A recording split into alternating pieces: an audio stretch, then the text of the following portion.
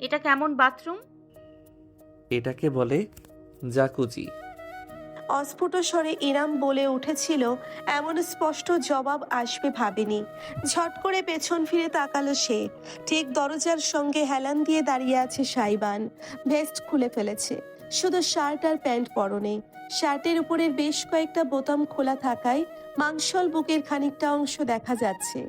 ইরাম দ্রুতই দৃষ্টি সরিয়ে নিল। বাড়ির ভেতর এই জিনিস করার আইডিয়া কে দিল? হাসলো সাইবান। ভেতরে ঢুকে আশেপাশে তাকালো, সগর্বে নিজের তৈরিকে দেখে বলল, বাড়ির ভেতর রিল্যাক্স করার মতন জায়গা দরকার, তাই এটা গত বছর ইনস্টল করেছি। বাড়ির এই দিকটা ভেঙে অনেক কিছু ঠিকঠাক করতে হয়েছিল। তোমার মাঝে নর্মাল কিছু আছে আলানি? নর্মাল বাথরুম, টয়লেটও আছে। আপনি ভুল জায়গায় ঢুকে পড়েছেন। বিস্তৃত হাসি নিয়েই জবাব দিল সাইবান। তারপর পায়ে পায়ে এগোতে লাগলো ইরামের দিকে। জায়গাটা রোমান্টিক না? মনে হবে যেন গভীর বনের মাঝে বসে কোনো পুকুরে শরীর ডুবিয়ে আরামে আকাশের তারা দেখছেন। ইরাম জানে না কেন তার হৃদস্পন্দন অস্বাভাবিক দ্রুত হয়ে উঠল। আজ তাদের বাসর রাত। এই বিষয়টাই তার অনুভূতির সঙ্গে বেশ বাজেভাবে খেলতে শুরু করে দিয়েছে। অজান্তেই পিছিয়ে পড়ল সে। পানির একদম কিনা পাথরের কাছে গিয়ে থামলো। সাইবান রীতিমতো নির্লজ্জভাবেই তাকে আপাতমস্তক পর্যবেক্ষণ করলো। ইরাম আর ঘোমটা দিয়ে নেই। গাঢ় জলপাই বর্ণের চকচকে শাড়িটা তার শরীরে ওতপ্রোতভাবে জড়িয়ে আছে। সাইবান এতদিন ভালো করে দেখেনি কিংবা সংকোচ করেছে, অথচ আজ তার দৃষ্টিতে বিন্দুমাত্র সংকোচ রইল না। কবুল পরে বিয়ে করা বউ তার সামনে দাঁড়িয়ে। ভাবতেই অদ্ভুতরে একটা উষ্ণতা এবং ভীষণ রকমের অন্তর্জ্বালা ছড়িয়ে পড়ল সাইবানের বুকে। এরাম তার গভীরতম দৃষ্টিকে খেয়াল করলো, জিজ্ঞেস করে বসলো। আজ কাজী সাহেবের সামনে হঠাৎ ওভাবে বললে কেন? থমকালো সাইবান, দৃষ্টি তুলে ইরামের মুখ দেখলো। অতঃপর বাঁকা হাসি ছুঁয়ে গেল তার ঠোঁট জুড়ে। কিভাবে বলেছি? কবর অবধি কবুল কথাটার মানে কি? এটাই যে আপনাকে বিয়ে করে নিজের কবর নিজেই খুঁড়েছি আমি। ইরামের খুব কাছে এসে পড়ল সাইবান। রমণী জমে গেল। মুহূর্তের জন্যে তার মনে হলো সাইবান বুঝি তাকে ছুঁয়ে দেবে প্রগাঢ় ভাবে। আর সে আটকাবে কি করে? এতদিন ছেলেটা ছিল পরপুরুষ, আজ থেকে স্বামী। ঠিক কত পর্যায়ে অব্দি ইরাম তাকে থামিয়ে রাখতে পারবে? অথচ সাইবান তাকে ছুঁয়ে দিল না, শুধু দেখেই গেল। গলা বুক উদর পেরিয়ে এসে তার নিগুড়ো কালো নয়নজোড়া থামলো বরাবর ইরামের কোমরে। আর তৎক্ষণাৎ মুগ্ধতার দৃষ্টিটা বদলে গেল তীব্র কৌতূহলে। বাজে রকমের কৌতূহল। ভ্রু কুঁচকে ফেলল সাইবান। এতক্ষণ স্পর্শ না করেও এবার হাত বাড়িয়ে বৃদ্ধাঙ্গুলে ইরামের কোমরের ত্বকে ফুটে থাকা একটা খয়েরি দাগ ছুঁয়ে দিল সে। এটা কিসের দাগ? সাইবানের প্রশ্নে ছাঁচ টের পাওয়া গেল স্পষ্ট। ইরাম জবাব দেওয়ার সুযোগ পেল না। এর আগেই রুমের দরজা ধাক্কানোর আওয়াজ ভেসে এলো। আমি দেখছি কে এসছে। রীতিমতো চোরের মতোই ছুটে পালিয়ে গেল ইরাম। এক হাতে আঁচল টেনে কোমরের অংশটা সন্তর্পণে ঢেকে নিল। সাইবান কয়েক সেকেন্ড আহম্মকের মতন দাঁড়িয়ে রইল। বড় মুহূর্তেই হতাশবোধক একটি শব্দ করে উল্টো ঘুরে রুমের ভেতর চলে এলো। ইরাম ততক্ষণে দরজা খুলে দিয়েছে। বাইরে দাঁড়িয়ে আছে সারিকা, তার হাতে ধরা ছটফট করে কাঁদতে থাকা ইজান। আমি আর মম মিলে অনেক চেষ্টা করেছি, আপনাকে ছাড়া শান্ত হবে না বললেই মনে হয় না। খানিকটা বিরক্তি নিয়েই বলল সারিকা। ইরাম দ্রুত নিজের হাত বাড়িয়ে ছেলেকে কোলে তুলে নিল। সারিকা অপেক্ষা অবধি করলো না। যেমন হঠাৎ এসেছিল তেমনি হঠাৎ করেই চলে গেল। একটা নিঃশ্বাস ফেলে দরজা আটকে চিৎকার করে কাঁদতে থাকা ইজানকে নিয়ে বিছানায় গিয়ে বসলো ইরাম। এই যে, না না না, সোনা আমার, কুচুপু আমার, এই তো আম্মু এখানে। আম্মু কোথাও যায়নি। এই যে সোনা, এই যে আমার বাবাটা। ছেলেকে দুলিয়ে দুলিয়ে শান্ত করতে চাইলো ইরাম, অথচ কোনো কাজ হলো না। বরং সময়ের সাথে সাথে আরো জোরে তার স্বরে কেঁদে যেতে লাগলো ইজান। ছোট্ট শিশুটির মুখ লালচে হয়ে উঠেছে কান্নার কারণে। ইরাম সইতে পারল না, বুকে আঁকড়ে ধরলো ছেলেকে। না না না, কাঁদে না আব্বু, আর না। আম্মুর কষ্ট হয় তো কুচুপু।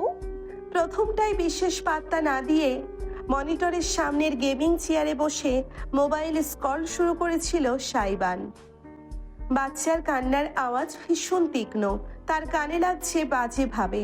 তবে যখন প্রায় 20 মিনিট পরেও কান্না থামার নামগন্ধ হলো না, তখন মোবাইল রেখে উঠল সাইবান।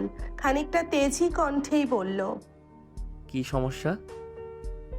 এমন ভ্যাক ভ্যাক করে কাঁদছে কেন পোটলাটা? হাগু পেয়েছে আবার? ইরাম হাসল না, বরং খানিকটা অসহায় দৃষ্টিতে চেয়ে বলল, বুঝতে পারছি না। কান্না করে অনেক, কিন্তু এতক্ষণ ধরে একটানা কোনো দিন করেনি। কোথায় সমস্যা হচ্ছে বাচ্চাটার? আম্মু বুঝতে পারছে না? আম্মু পচা। ইরামের চোখ ছলছল করে উঠল। ছটফট করতে থাকা ইজানকে বুকে চেপে রাখলো সে। দৃশ্যটা দেখে কেন যেন ভীষণ অশান্তি অনুভব করলো সাইবান। আমি জানি পোটলার কান্না কিভাবে থামাতে হয়। হঠাৎ করেই বলেই দেওয়ালে ঝুলন্ত টিভি রিমোট দিয়ে অন করলো সাইবান। ইরাম ড্যাব ড্যাব করে চেয়ে রইল। সাইবান ততক্ষণে মেঝের মাঝখানে গিয়ে দাঁড়িয়েছে। টিভির ভলিউম বাড়িয়ে সে একটা গান ছাড়লো, তারপরে রিমোটটা ছুঁড়ে ফেলে 2 পা ছড়িয়ে দাঁড়ালো। Was this পোটলা?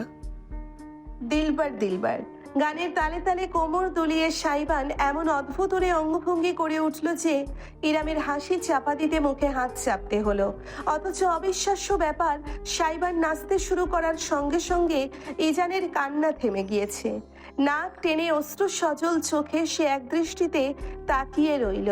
তার সমস্ত আকর্ষণের কেন্দ্রবিন্দু এখন সাইবানের নাচ। আপ তো হোশটা খাবার হে। সাইবানের কোমর দোলানো নাচের তালে তালে আচমকা ইজান হাতে তালি মেরে বুঝি গেয়ে উঠল। আইয়া ইরাম না পারতে হেসে ফেলল এবার। তার চোখের পানি হুট করে শুকিয়ে গিয়েছে। সাইবানের নাচের সাথে সাথে ইজানের সব ভুলে লাফিয়ে ওঠাটা তার মনে দাগ কেটে গিয়েছে। অজান্তে এসে জলজলে চোখে চেয়ে দেখলো সামনের মানুষটাকে। পাগলাটে একটা ছেলে, একদম লাগামহীন ঘোড়ার মতন, বেশরমের মতন কোমর দুলিয়ে যাচ্ছে। ভালোই দোলাচ্ছে যদিও। ইরাম লজ্জা বোধ করলো। কি ভাবছে সে? তবে তার বিশেষ কোনো সন্দেহ রইল না। এই বিবাহিত জীবনটাকে যত কঠিন হবে বলে সে ভেবে এসেছে, ততটা কঠিন নাও হতে পারে। পরদিন সকাল, একদম ভোরে ঘুম থেকে উঠে গিয়েছে সাইবান। ফ্রেশ হয়ে জিম রুম থেকে 1 ঘন্টা ওয়ার্কআউট করে সাউন্ড রুমের কিছু যন্ত্রপাতি ঠিকঠাক করে এসেছে। বাড়ির সবাই এখনো ঘুমে, শুধু সুগন্ধা উঠেছে বোধহয়। নিচতলার কিচেন থেকে থালা বাসনের শব্দ শুনে বোঝা যাচ্ছে ঘেমে একাকার হয়ে গিয়েছে সাইবান। বাথরুম থেকে সংক্ষিপ্ত একটা গোসল সেরে তোয়ালেতে মাথা মুছতে মুছতে যখন সে বেরোলো, তখন ঘড়িতে সময় 8:30। তোয়ালেটা বারান্দায় ঝুলিয়ে সে যখন রুমের ভেতর ফিরে এলো, তখন ভীষণ অপ্রত্যাশিত একটি দৃশ্য তাকে স্বাগত জানালো। তার বিছানার উপর পরম শান্তিতে ঘুমিয়ে আছে ইরাম। রমণীর বুকের সাথে ঘেঁষে গভীর ঘুমে আচ্ছন্ন ইজান। গতকাল প্রায় ভোরের দিকে ঘুমানোর সুযোগ হয়েছিল। সারাটা রাত থেকে থেকে জেগে উঠে মাকে জ্বালিয়েছে সে। সাইবান মরার মতো সোফায় পড়েছিল, বালিশ চাপা দিয়ে রেখেছে কানে। হাতে গোনা কিছু ঘন্টা হয়তো ঘুমিয়েছে, আবার 7টার আগেই উঠে পড়েছে। গভীর দৃষ্টিতে দেখল সে বিছানায় থাকা মা সন্তান উভয়ের উপর সকালের স্নিগ্ধ আলোকরশ্মি প্রতিফলিত হয়ে একটা স্বর্গীয় ভাব সৃষ্টি করেছে। সাইবান নিষ্পলক চেয়ে রইল। কতক্ষণ যাবৎ নিজেও বলতে পারবে না। তার ভাবতেও অবাক লাগছে বিছানায় শুয়ে থাকা রমণী এবং ছোট্ট নাজুক প্রাণটি এখন তারই পরিবারের অংশ। পায়ে পায়ে বিছানার কাছে এগিয়ে এলো সাইবান। গতকালের ক্লান্তি তাকে ঘুমাতে দেয়নি। অপরদিকে ইরামকে জড়িয়ে রেখেছে গভীর ঘুমের চাদরে। অজান্তেই হাঁটু মুড়ে বিছানার পাশের কার্পেটের উপর বসে পড়ল সে। ইরামের একটি হাত লম্বা করে রাখা, অপর হাতটা ইজানের শরীরের উপর। 2 হাতেই টকটকে মেহেদি। সেই মেহেদি দেখেই কিছু একটা মাথায় এলো সাইবানের। ঝুঁকে এলো সে, লম্বা করে রাখা হাতটার উপর ঝুঁকে অতি মনোযোগ নিয়ে দেখতে লাগলো। সিম্পল অথচ বেশ সুন্দর কারুকার্য, জলজল করছে যেন রত্নের মতন। হৃদস্পন্দন বেড়ে গেল সাইবানের। হন্যে হয়ে সে খুঁজে বেড়ালো, কোথায় কোথায় আছে, আছে কি নেই। অবশেষে সাইবানের খোঁজ থামলো। দৃষ্টি প্রসারিত হলো, সঙ্গে ঠোঁটে ফুটলো এক পরিতৃপ্ত মায়াবী হাসি। গচা? বিড়বিড় করলো সে আপন মনের। ইরামের হাতের মধ্যমা এবং অনামিকা আঙ্গুলের ঠিক মাঝখানে চাপা জায়গাটায় পেঁচানো অক্ষরে লেখা, আমার আলাদিন। ফিসফিস করে উচ্চারণ করলো সাইবান। জানে না কেমন অনুভূতি হলো বুকের ভেতর। নিষ্পলক চেয়ে রইল এক নাগারে সে। ইচ্ছে হচ্ছে না দৃষ্টি ফিরিয়ে নিতে। ইরামের প্রশান্তিতে ছাওয়া ঘুমন্ত মুখটা দেখলো সে অত্যন্ত আবেগ নিয়ে। তারপর আবারও দেখলো আঙ্গুলের ফাঁকে লুকিয়ে রাখা নামটাকে। নিজের ফোন বের করে নিঃশব্দে বেশ কয়েকটা ছবি তুলে নিল সাইবান। কেন সে নিজেও জানে না। ফোন রেখে সে ঝুঁকে এলো, সাবধানে আঙ্গুলে ছুঁয়ে দিল মেহেদির রঙে রেঙে থাকা আঙ্গুলটাকে। ইরাম সামান্য নড়ে চড়ে উঠতেই জমে গেল সে। অথচ রমণীর ঘুম ভাঙল না। শুধু ছেলেকে ঘুমের ঘোরে নিজের আরো খানিকটা কাছে টেনে পুনরায় নিদ্রায় নিমজ্জিত হলো সে। বুকের ভেতর আটকে রাখা নিঃশ্বাসটা ছাড়লো সাইবান। অতি সাবধানে নিজের নাম লেখা ইরামের আঙ্গুলটা তুলে নিল সে। কি হলো সে বলতে পারবে না। ঝুঁকে গেল, সেই নরম আঙ্গুলের ডগায় আলতো করে স্পর্শ করলো নিজের ঠোঁট। অতি ক্ষীণ এক মুহূর্তেই আলতো ছোঁয়া চোখ বুজে নিল সাইবান। আনমনে ফিসফিস করলো, আপনার আলাদিন। রাস্তার মোড়ে টং দোকানটায় বেশ কয়েকদিন বাদে বন্ধুদের আড্ডা বসেছে আজ। দোকানি মিরাজ ভালো করেই চেনে এই দলটাকে। যদিও বেশ সামর্থ্যবান পরিবারের ছেলে মেয়ে, তবুও তার দোকানটার প্রতি একটা ভিন্ন মায়া আছে। সেই স্কুল জীবন থেকেই অনুরাগ আর সাইবান নামের ছেলে দুটো তার দোকানে চা সিগারেট খেতে আসতো। আজকাল আরো বেশ কতক সঙ্গী জুটেছে। ভালোই লাগে মিরাজের তরুণ ছেলেপিলেদের গাল গল্প শুনতে। মাঝে মাঝে এমন ভাষায় চলে যায় যে বোঝাই যায় না কি কথা বলছে। জেনারেশন কি এমন বদলে যাচ্ছে। অনুরাগরা যখন আসে তখন বুঝি গোটা দোকানটাই তাদের হয়ে যায়। কাঠের বেঞ্চে পা দোলায় বসে বসে অনুরাগ, নীরব, আফনান ইতিমধ্যে চলে এসেছে।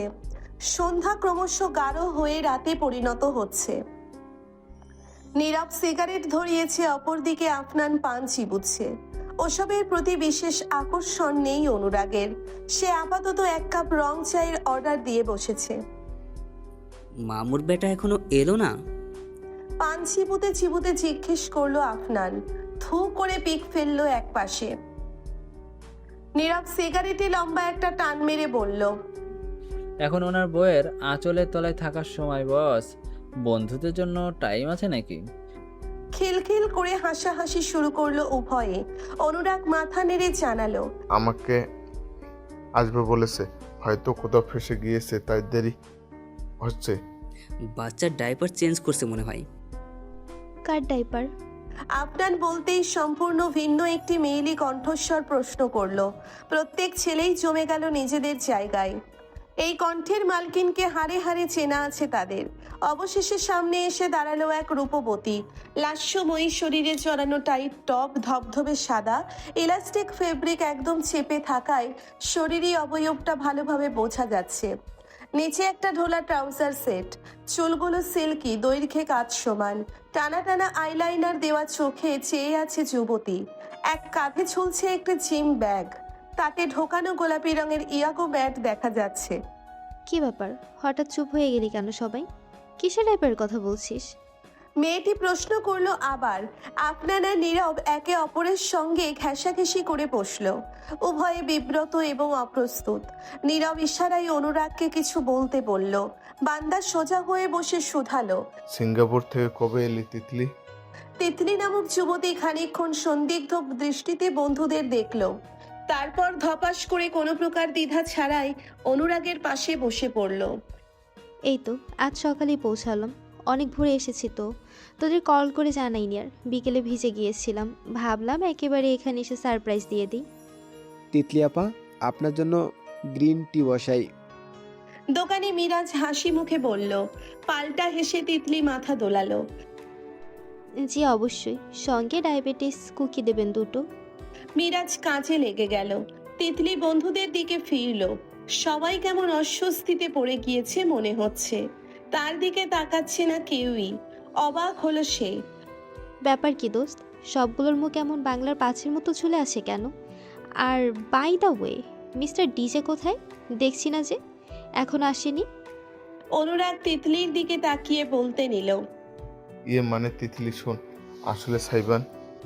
ইয়ো ব্রোস। অদূর থেকেও সাইবানের উৎফুল্ল কণ্ঠের ডাক স্পষ্টত ভেসে এলো। সকলে মাথা তুলে তাকিয়ে দেখলো সড়কের অপর প্রান্ত বেয়ে এগিয়ে আসছে সাইবান। হেঁটে আসছে না, গাড়িতেও আসছে না। তার পায়ে ডাবল রোলার শুজ, ভারী কেটসের মতন কালো জুতার নিচে 2 জোড়া চাকা লাগানো। পা দুটো রোল করে রাস্তার উপর স্লাইডিং করে এগিয়ে আসছে সাইবান। একেবারে দোকানের সামনে এসে ব্রেক কষে থেমে গেল সে অভিজ্ঞ ভঙ্গিতে। আমাকে ছাড়াই শুরু করে দিয়েছিস বেয়াদবের দল। মিরাজ মামা, 1 কাপ ঘন ব্ল্যাক কফি দাও তো, চিনি 2 চামচ। আরে তিতলি, ধপাস করে তিতলির পাশে বসে হাত বাড়িয়ে নীরবের হাতের প্যাকেট থেকে একটি সিগারেট ছিনিয়ে নিল সে।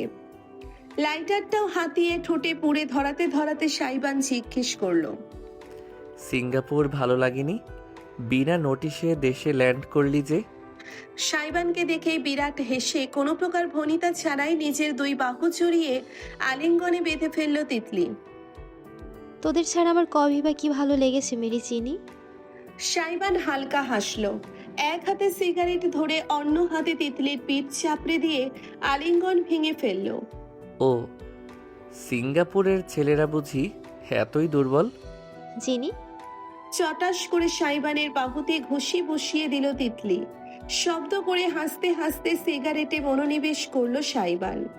আর চোখে সামনে তাকাতেই দেখলো নীরব আর আফনান মিলে তাকে কি যেন ইশারা করছে, অথচ ইশারার অর্থটা সে হুট করে ধরতে পারল না। তিতলিও খেয়াল করেছে বিষয়টা। কি সমস্যা? কেউ একবার বলবি আমাকে? এসে থেকে দেখছি কেমন অদ্ভুত আচরণ করছিস সবাই। গলা খাকারে দিল অনুরাগ। অদ্ভুত আমরা না তো। তারপর বল তিতলি, সিঙ্গাপুর কি কি দেখলি? কথা ঘুরিয়ে ফেলতে চাইল সে। ততক্ষণে সবার চা এসে গিয়েছে। নিজের গ্রিন টি এর কাপে লম্বা একটি চুমুক দিয়ে আরামের নিঃশ্বাস ফেলে তিতলি নিজের সিঙ্গাপুরের ট্যুরের কাহিনী বলা শুরু করলো। তিতলি চৌধুরী সাইবানদের গ্রুপের 5ম সদস্য। একমাত্র মেয়ে হওয়ায় তার আলাদাই একটা কদর আছে গ্রুপের মাঝে, সঙ্গে চাহিদা এবং সম্মানও। ফ্যাশন ডিজাইনিং নিয়ে পড়াশোনা শেষ করেছে। বর্তমানে একজন বিউটি ইনফ্লুয়েন্সার হওয়ার পাশাপাশি বিভিন্ন ধরনের কাজের সঙ্গে যুক্ত আছে। হালকা পাতলা মডেলিংও করে বেড়ায়।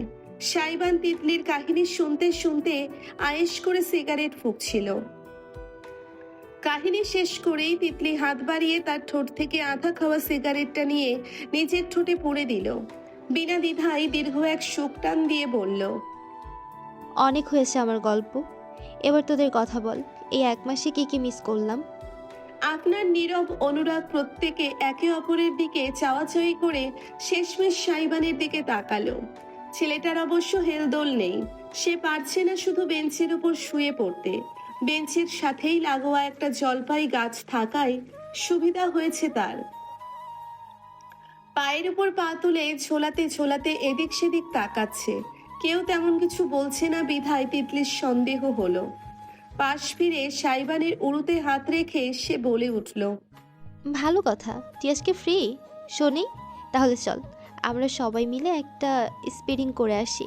অনেক দিন করি না, বেশি দূরে না, এই চট্টগ্রাম মহাসড়ক অবধি যাব। সাইবান পা নামিয়ে সোজা হয়ে বসল। মাথা খারাপ? বিয়ের প্রথম দিনে দেরি করে বাসায় গেলে মম আমার পা কুচি কুচি করে চিকেন ফিট সুপে ঢেলে দেবে। যা শয়তান, আঙ্কেল থাকতে আন্টি আবার বিয়ে করবে কেন? তুই কি গাছ বলত? আমি আমার কথা বলেছি। অট্ট হাসি হাসার প্রস্তুতি নিচ্ছিল তিতলি, তবে সাইবানের জবাব তাকে জমিয়ে দিল। মুখ নামিয়ে হাসি মাখা ঠোঁটেই তাকালো সে। বিশ্বাস করছে না এখনো। জিনি প্লিজ, মজা করিস না। তোরা সবাই মিলে আমাকে বোকা বানাতে চাইছিস তাই না? প্র্যাঙ্ক করছিস? আমি কিন্তু বুঝে ফেলেছি, এবার বলদ হব না, হবই না। আঙ্গুল নেড়ে নেড়ে বলল তিতলি। তবে বাকি সকলের থমথমে চেহারা দেখে সে মুহূর্তেই আন্দাজ করতে পারল কিছু একটা গড়বড় আছে। সাইবান তার আঙ্গুলটা চেপে ধরে আস্তে করে নামিয়ে দিল। স্বাভাবিক গলায় জানালো, তিতলি, আই এম ম্যারিড। স্তব্ধ হয়ে চেয়ে থাকলো তিতলি। সাইবানের মুখপানে দীর্ঘক্ষণ তার জলজলে নয়নচোরা আপাদমস্তক পর্যবেক্ষণ করলো সাইবানকে, যেন বিয়ের কোনো প্রমাণ তার শরীরে লেপ্টে আছে। সাইবান সরে বসে বলল, সরি, সব কিছু এতটা তাড়াহুড়োই হয়েছে যে তোকে জানানো হয়নি। ভেবেছিলাম তুই ফিরে এলে একেবারে বলবো। তিতলি বাকি বন্ধুদের দিকে তাকালো। অনুরাগ, নীরব, আফনান প্রত্যেকে অপরাধীর ভঙ্গিতে মুখ নামিয়ে নিল।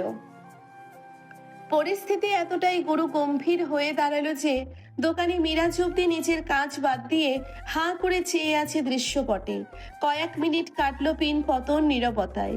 তারপর তিতলির কাট কাট কণ্ঠ ধ্বনিত হলো, ওরা ডাইপারের কথা বলছিল, বাচ্চাও ফুটে ফেলেছিস নাকি?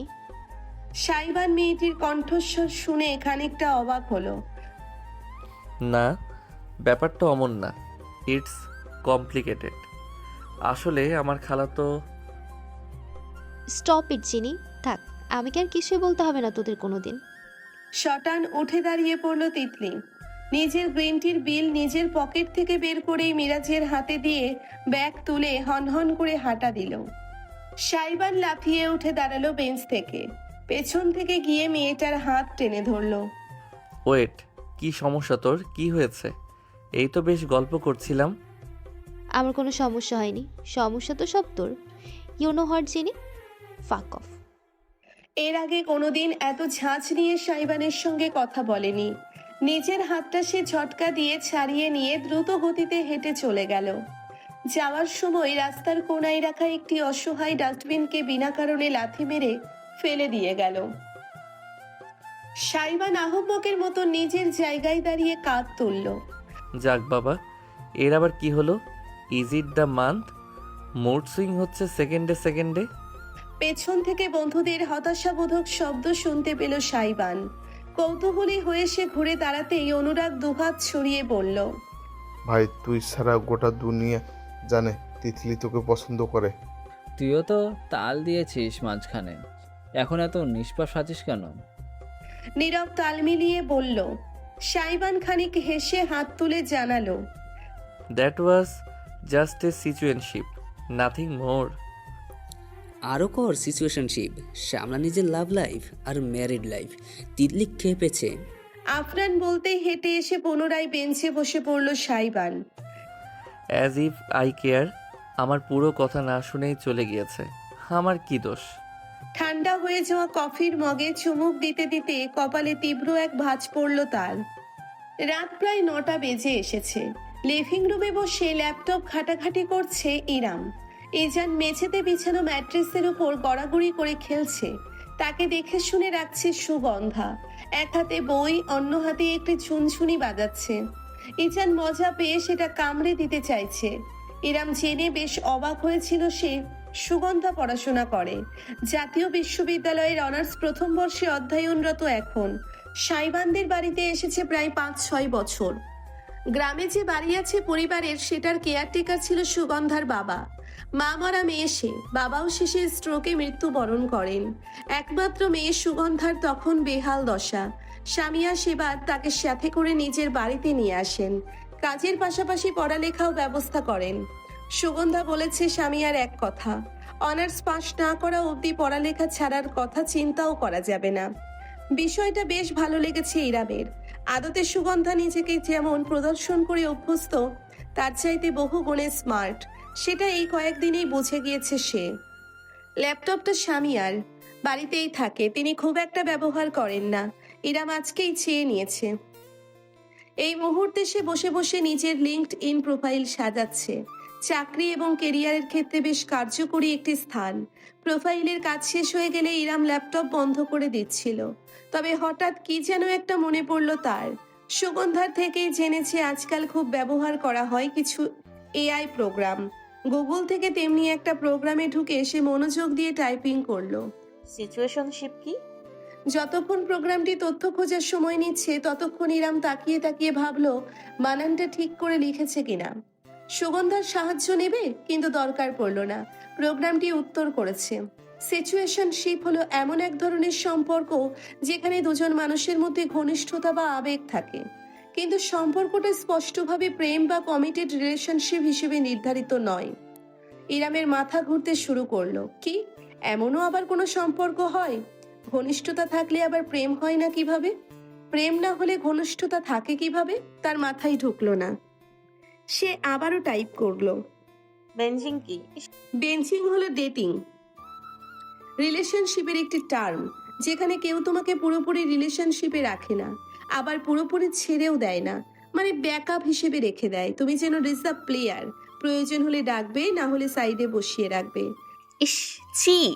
না চাইতেও ইরামের মুখ ফসকে বেরিয়ে গেল। সুগন্ধা মাথা তুলে তাকালো। কোনো সমস্যা আফা? ভোরকে গিয়ে দ্রুত সব কেটে ল্যাপটপটা বন্ধ করে ইরাম সোজা হয়ে বসলো। বলল, তোমাদের জেনারেশনটাই সমস্যা। সুগন্ধা অবাক নয়নে তাকিয়ে রইল। ব্যাপারটা কি হলো? সে বিনা দোষে কথা শুনলো কেন? ইরাম অবশ্য ব্যাখ্যা দিল না তাকে। এমন সময়েই হুট করে বড় গাড়ির হর্নের আওয়াজ ভেসে এলো। ইরাম মেঝে থেকে ইজানকে কোলে তুলে বাইরে এনে দাঁড়াতেই অবাক হয়ে দেখলো একটা ছোটখাটো মালবাহী ভ্যান দাঁড়ানো। ভেতর থেকে ধরাধরি করে আসবাবপত্র নামাচ্ছে কয়েকজন লোক। একটা সোফার মতন দেখতে আসবাব, একটা লম্বাটে ট্রলি, তার মাথায় আবার ছোট ছোট খেলনার মতন কি সব যেন ঝুলছে। কাজের তদারকি করছেন সামিয়া। তিনি দুপুরের পর হাসপাতালে গিয়েছিলেন, একেবারে গাড়ি নিয়েই ফিরেছেন। ইরাম শাশুড়ির কাছে গিয়ে দাঁড়ালো। এসব কি খালামণি? মুচকি হাসলেন সামিয়া। প্রয়োজনীয় জিনিসপত্র তোর লাগবে। আঙ্গুল তুলে সোফার মতন জিনিসটাকে দেখালেন তিনি। ওটা নার্সারি গ্লাইডার, অনেকে ফিডিং চেয়ারও বলে। বেস্ট ফিডিং করানোর সময় ওটাতে বসাবি। আর এটা টেবিল, এখানে ডাইপার চেঞ্জ করবি। ইরাম হতবাক হয়ে তাকিয়ে রইল। মা হতে এতগুলো জিনিসের প্রয়োজন তার জানা ছিল না কখনো। তবে এসব ঠিক প্রয়োজন নয়, বরং জার্নিটাকে আরামদায়ক করার প্রচেষ্টা মাত্র। সামিয়া একজন ডাক্তার, যদিও শিশু বিশেষজ্ঞ নন, তবে তিনি ভালো মতোই জানেন একজন মা এবং তার সন্তানের কেমন যত্নের প্রয়োজন। কিছুক্ষণের মাঝে আধুনিক আসবাবে সাজানো সাইনবানের বেডরুমটা পূর্ণ হয়ে উঠল অনাকাঙ্ক্ষিত সব জিনিসপত্রে। বিছানার একপাশে ফিডিং চেয়ারটা রাখা হলো, তার সাথে টেবিলটা, বেশ কিছু ড্রয়ার সম্মিলিত ওয়ার্ড্রব, তাতে বাচ্চাদের ন্যাপকিন, ড্রাইপার, অনেক ধরনের ফিডার, টেম্পারেচার ফ্ল্যাক্স, সঙ্গে বেস্ট পাম্প। এমন কিছু নেই যা সামিয়া বাদ রেখেছেন। লোকগুলো প্রায় 1 ঘন্টা সময় নিয়ে রুমটা সাজিয়ে গুছিয়ে দিয়ে গেল। ইরাম একপাশে ইজানকে কোলে নিয়ে দাঁড়িয়ে দেখলো কিভাবে সাইবানের রুমের বেপরোয়া ভাবটা এক লহমায় পরিবর্তিত হয়ে গিয়েছে। সবকিছু গোছগাছ হয়ে গেলে সামিয়া বললেন, আমি আমার ছাত্রীর সঙ্গে কথা বলে রেখেছি, ও একজন খুব ভালো পেডিয়াট্রিশিয়ান। কালকের অ্যাপয়েন্টমেন্ট বুক। তুই আর সাইবান ইজামকে নিয়ে যাবি, কেমন? তিনি বলা শেষ করতে না করতেই রুমের দরজার কাছে উদয় হলো সাইবান। মাত্রই বাইরে থেকে ফিরেছে। নিজের জ্যাকেট খুলতে খুলতে বলতে গেল, মেয়েদের মন আর 5.5 প্যাচের জিলাপি একই, কোনো পার্থক্য? আমার রুম। সাইবানের চিৎকারে কেঁপে উঠল চারিপাশ।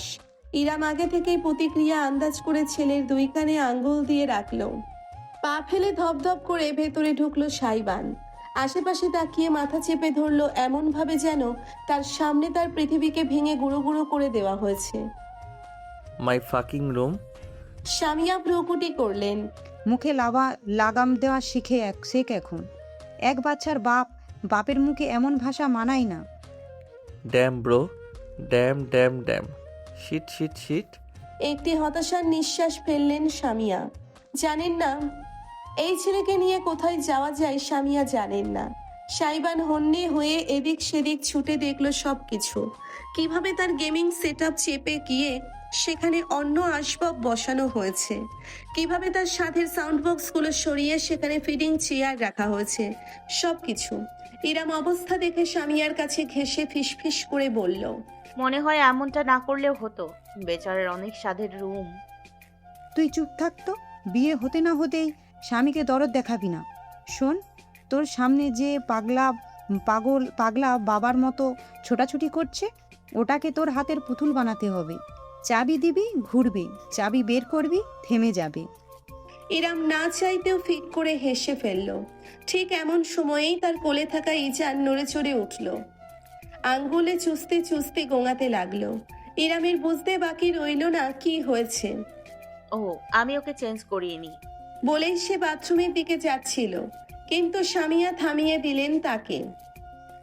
এই না না, এখানে রাখ, সাইবানকে করতে দে, ওর শেখা দরকার আছে। এমনিতেও রুম হারানোর শোকে আধমরা সাইবান।